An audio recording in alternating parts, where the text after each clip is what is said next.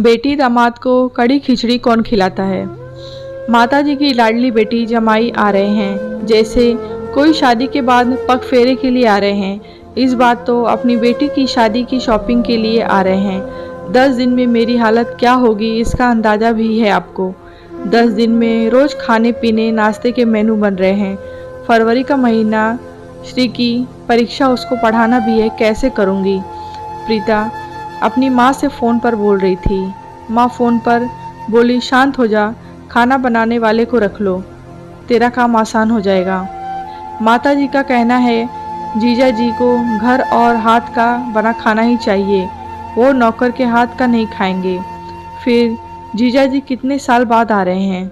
ननद जब भी आती हैं बच्चों के साथ आती हैं, और वैसे भी छुट्टियों में आती हैं, तब तो काम में हाथ भी बटाती हैं।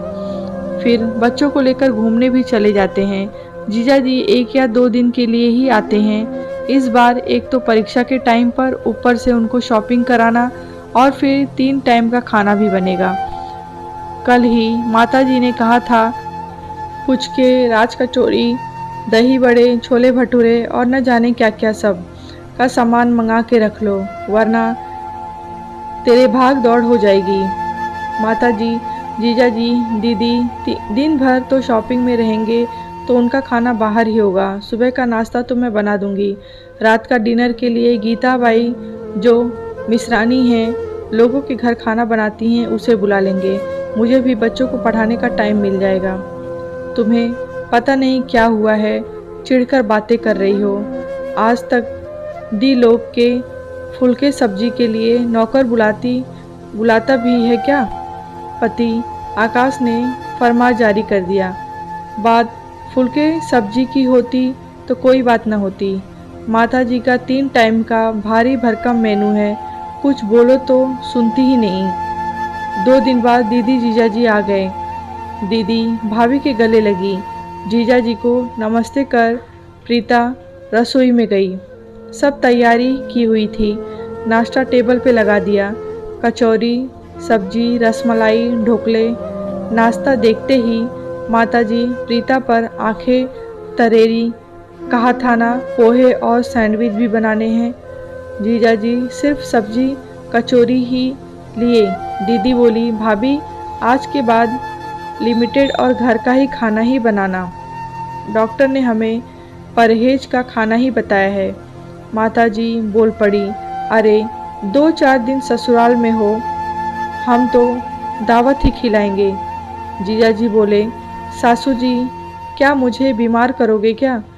फिर भाभी को देखकर बोले, भाभी बाजार भी जाना है, आज सिर्फ चावल दाल और एक भाजी बनाना, हम इसके अलावा कुछ न खाएंगे। दीदी बोली, भाभी आप रसोई का काम निपटा लो, तब तक हम बैंक से रुपए ले आते हैं। सुबह का नाश्ता काफ़ी बच गया है, क्या करूं, नीचे दरबान को दे देती हूँ। बहू दोपहर का खाना जो जमाई ने बताया है, उसके साथ मिष्टी रोटी और फुलके, साथ में 2 सब्जी रायता बना लेना। माताजी सुबह भी उन्होंने कुछ नहीं खाया, वो घर के ही तो हैं, खाना दिखाने के लिए क्यों बर्बाद करें। आकाश ने कहा, हाँ माँ, क्या फ़ायदा बर्बाद करने का, जीजा जी ने तो खुद अपना मेनू बताया है, हम श्री जीजा जी जो खाएंगे वही खा लेंगे। उन्हें शुगर बीपी है, सेहत का ध्यान रखते हैं तो अच्छी बात है। माता जी का मुंह खुल गया। प्रीता ने दाल चावल, रायता, 2 सब्जी और फुलके बना दिए। फिर तैयार होकर बाजार जाने को तैयार हो गई। बाजार से लौटकर दीदी बोली, भाभी हम खाना जल्दी खाते हैं, आज कढ़ी और खिचड़ी ही बनाना, हम और कुछ न खाएंगे। भाभी हम घर के हैं, हमें मेहमानों जैसा महसूस न कराना, हमें जो खाना होगा बता देंगे, खाना बर्बाद हो ये हम अच्छा नहीं लगेगा।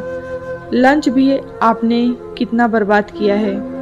शाम की कड़ी खिचड़ी बनाकर ही श्री को पढ़ाते हुए प्रीता सोच रही है, दीदी कितनी अच्छी हैं, भाभी को अपनी पसंद बताकर भाभी का काम कितना हल्का कर दिया। सच ही कहा दीदी ने कि वो मेहमान नहीं है, घर की बेटी हैं। बेटी और बेटा के सामने माँ भी चुप हो गई। बड़ी ही सहजता से सारे काम निपट गए।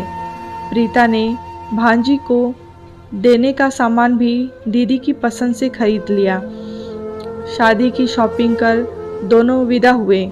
प्रीता ने जीजा जी दीदी से कहा, जीजा जी आते रहिएगा, हमें संभालने के लिए ये भी अपना ही घर है, हम ज़रूर आएंगे। भाभी पहली बार ससुराल घर लगा है, मुझे वो भी आपकी वजह से।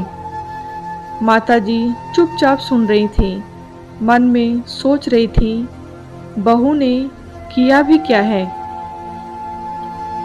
आपको कैसी लगी ये रचना?